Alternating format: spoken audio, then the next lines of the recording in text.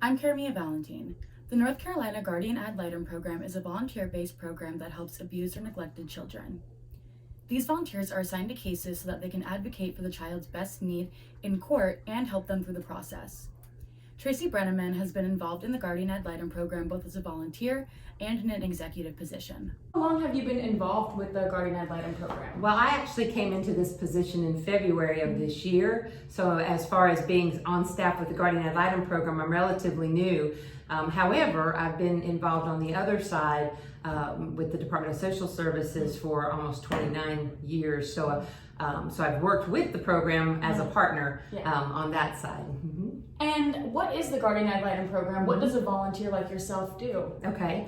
Well, the Guardian Ad Litem program is designed to recruit, train, and support volunteers who represent the best interest of children in court. So basically what happens is if a child has been abused or neglected and the Department of Social Services files a petition alleging that abuse or neglect, then the court appoints one of our volunteers to represent the child in court. And so they do an independent assessment of the situation. They determine what they believe is in the child's best interest in terms of their well-being, in terms of their permanent plan, and they present that information to the judge in a court report, and then they also testify to what they have found in order to advocate for what's best for that child and also what that child wants. Again, we're the voice of the child, and sometimes that can get lost in the court process. So it's really important to us to make sure we're representing them. And I'm curious about what's the oldest child you've had? What's the youngest child you've had? Okay. Well, the program serves children birth to, until they age out at 18. So, there've been a vast amount of them. I am currently acting as a volunteer in order just to get more of a sense of what our volunteers do and have a case involving, elementary school age kids. So, but of course, when I was on the other side of the fence, I've had children of all ages. Yeah. In my role as district administrator, I supervise the Guardian Ad Litem supervisors who supervise the volunteers, and that's how the staff is set up. So. Yeah. And with the cases, about how many cases would a volunteer have at a time?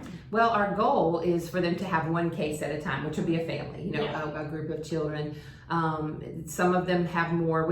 Our max would be 2. We don't want them to have any more than 2. Of course, this is a volunteer situation, so we understand that people have lives. They need to be able to do the things that they need to do for their own families. So we try to keep that to 1 because that also allows them to give the time they need to that one child in that one case.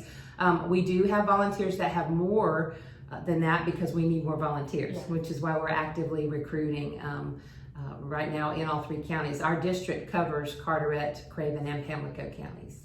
And how, you said you're looking for volunteers, how can people get involved if they wish to get involved in the Guardian Ad Litem program? Absolutely. They can go to volunteerforgal.org. That's the state website. There's all the information about the program is there, as well as a place where they can actually go ahead and apply to be a Guardian Ad Litem volunteer. And that starts the process. Once we get their application, we set up an interview. Right now, everything we do we're doing virtually because of COVID. Yeah. So we are able to interview folks virtually. Our volunteers are continuing to advocate for the children through virtual contact. They're not having face-to-face contact right now. Again, for safety reasons, but they are continuing to advocate in other ways.